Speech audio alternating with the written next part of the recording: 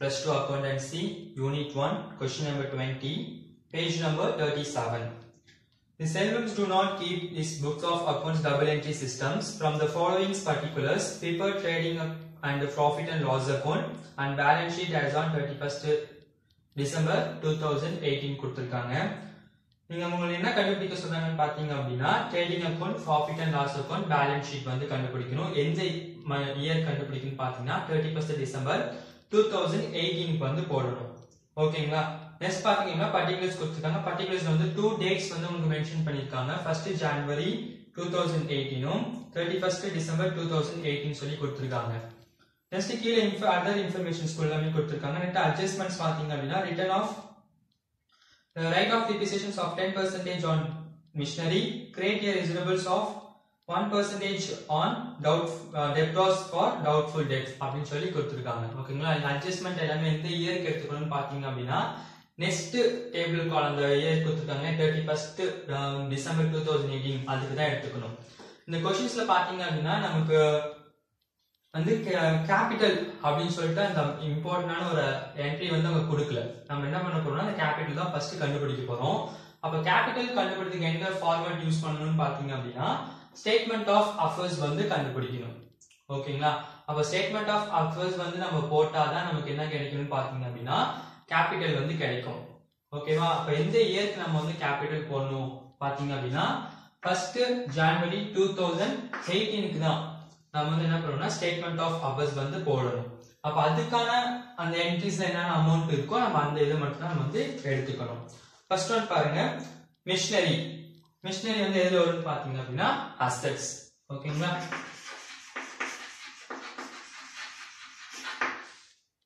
Assets amount வந்து 60,000.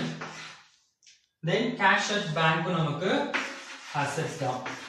cash at bank amount வந்து 25,000.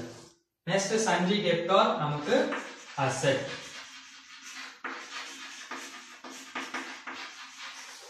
sundry debtor assets amount வந்து 70,000. next வந்து stock நமக்கு வந்து asset side தான் வரும். stock amount வந்து 45,000. ஓகேங்களா? next bills receivable நமக்கு அது assets தான். amount 20,000. next bank loan. ஓகேங்களா? bank loan நமக்கு வந்து liabilities. amount 45,000. next last entry sundry creditor நமக்கு liabilities. amount 25,000. ஓகேங்களா? இப்ப கொடுத்த இன்ஃபர்மேஷன்ஸ் நம்ம எல்லாமே எழுதிட்டோம். கீழ நீங்க அட்ஜஸ்ட்மென்ட்ல இருக்கிற எந்த என்ட்ரிஸ்மே நீங்க வந்து இந்த ஸ்டேட்மென்ட் ஆஃப் அஃபேர்ஸ் வந்து யூஸ் பண்ண கூடாது. இப்ப அசெட்ஸ் ஃபுல்லா நம்ம ஆட் பண்ணோம் அப்படினா நமக்கு ஆன்சர்ஸ் வந்து பாத்தீங்க அப்படினா 2,20,000 வரும். ஓகேங்களா? அந்த அமௌண்ட் நம்ம என்ன பண்ணனும் ரெண்டுத்தையும் வந்து ஆட் பண்ணிக்கணும். ஆட் பண்ணோம் அப்படினா 90,000 வரும். 90,000 கூட நம்ம 2,20,000 வந்து மைனஸ் 70,000 வரும். 70,000 கூட நம்ம 2,20,000 வந்து மைனஸ் பண்ணிட்டோம் அப்படினா நமக்கு அதான் என்னன்னு பாத்தீங்கன்னா ஓபனிங் கேபிட்டல். ஓகேங்களா? அமௌண்ட் பாத்தீங்க அப்படினா 1,50,000 வரும். இப்போ எல்லாத்தையும் ஆட் பண்ணோம் அப்படினா நமக்கு 2,20,000. ஓகேங்களா? இதுதான் நமக்கான opening capital. Okay, next step. Next steps பாத்தீங்க அப்படினா ட்ரேடிங் அக்கவுண்ட் போடணும், ப்ராஃபிட் அண்ட் லாஸ் அக்கவுண்ட் போடணும், தென் ஃபைனல் ஒன் வந்து பேலன்ஸ் ஷீட் போடணும். ஓகேங்களா? இப்போ பேலன்ஸ் ஷீட் ஃபார்மட் பாத்தீங்க அப்படினா capital plus additional capital plus இது கூட என்ன பண்ணணும்னு பாத்தீங்கன்னா நெட் ப்ராஃபிட்டையும் ஆட் பண்ணிக்கணும். வந்த ஆன்சர்ஸ் கூட என்ன பண்ணணும்னு பாத்தீங்க அப்படின்னா drawings வந்து மைனஸ் பண்ணிக்கணும்.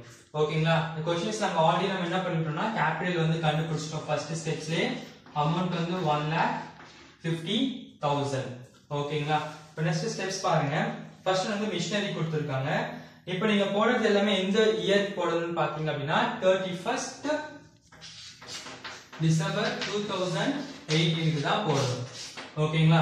அப்போ நீங்க என்ன பண்ணணும்னா அதுக்கான என்ட்ரி அமௌண்ட்ஸ் வந்து எவ்வளவு கொடுத்திருக்காங்களோ அந்த அமௌண்ட் தான் நீங்க வந்து எடுத்து எழுதிக்கணும். ஓகேங்களா? ஃபர்ஸ்ட் ஒன் வந்து மிஷினரி கொடுத்திருக்காங்க. அப்போ மிஷினரி வந்து நமக்கு அசெட்ஸ். ஓகேங்களா? அமௌண்ட் எவ்வளவு கொடுத்திருக்காங்கன்னு பாத்தீங்கன்னா 60,000 கொடுத்திருக்காங்க. அந்த மிஷினரி பாத்தீங்க அப்படின்னா உங்களுக்கு அட்ஜஸ்டட் என்ட்ரிஸ்ல பாத்தீங்கன்னா depreciations வந்து கொடுத்திருக்காங்க. அப்ப depreciation என்ன பண்ணனும்னா மைனஸ் பண்ணிடணும். அப்போ depreciation of machinery 10%. ஓகேங்களா? அப்போ 60,000 into 10 by 100. 1010 cancel, remaining 1010 cancel. ஓகேங்களா? மீதி எவ்வளவு இருக்குன்னு பாத்தீங்கன்னா 6,000 இருக்கும். இத எடுத்து என்ன பண்ணனும் அதனால மைனஸ் பண்ணி போட்டோம் அப்படினா 54,000. ஓகேங்களா? depreciations கண்டுபிடிச்சது என்ன பண்ணனும்னு பாத்தீங்கன்னா profit and loss account debit side எடுத்து எழுதிக்கணும். அப்போ 2 depreciation of machinery எவ்வளவு கண்டுபிடிச்சிருக்கோம் 6,000. ஓகேங்களா? அந்த அமௌண்ட் தான் எழுதணும். மைனஸ் பண்ண அமௌண்ட் வந்து எழுத கூடாது. நம்ம depreciation எவ்வளவு அமௌண்ட் கண்டுபிடிச்சிருக்கோமோ அந்த அமௌண்ட் தான் எழுதிக்கணும். நெக்ஸ்ட் வந்து cash at bank. cash at bank நமக்கு asset side. அப்போ cash at bank அமௌண்ட் பாத்தீங்க அப்படின்னா 33,000. நெக்ஸ்ட் வந்து sundry debtor. sundry debtor நமக்கு வந்து assets.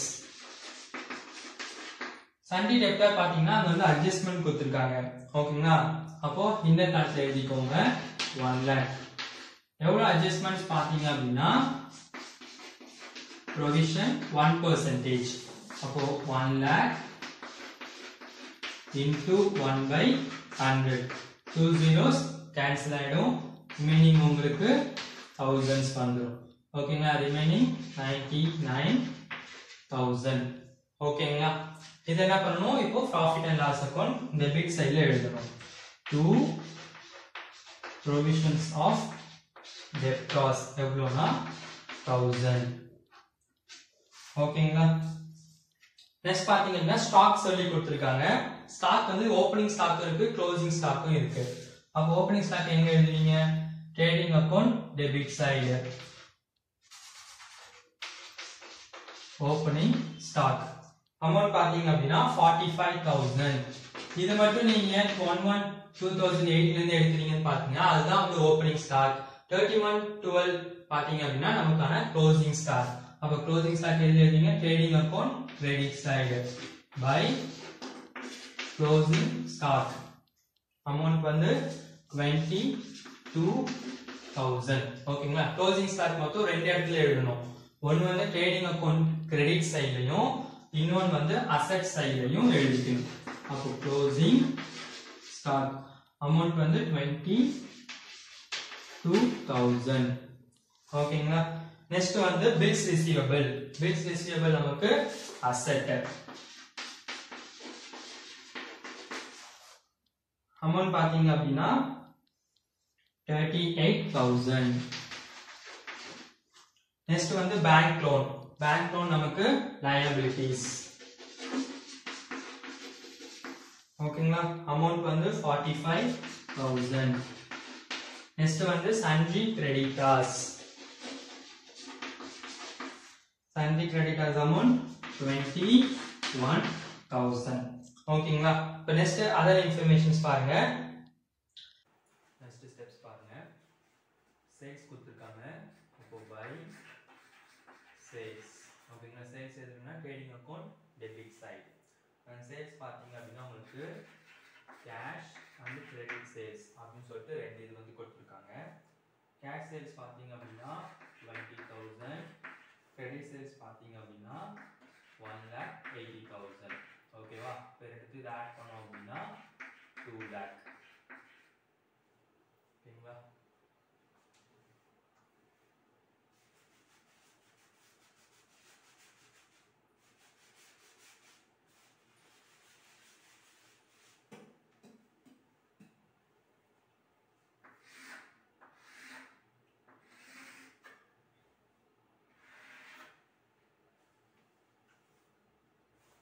நெக்ஸ்ட் பாத்தீங்க அப்படின்னா சேல்ஸ் கொடுத்துருக்காங்க. கேஷ் சேல்ஸும் கிரெடிட் சேல்ஸ் கொடுத்துருக்காங்க.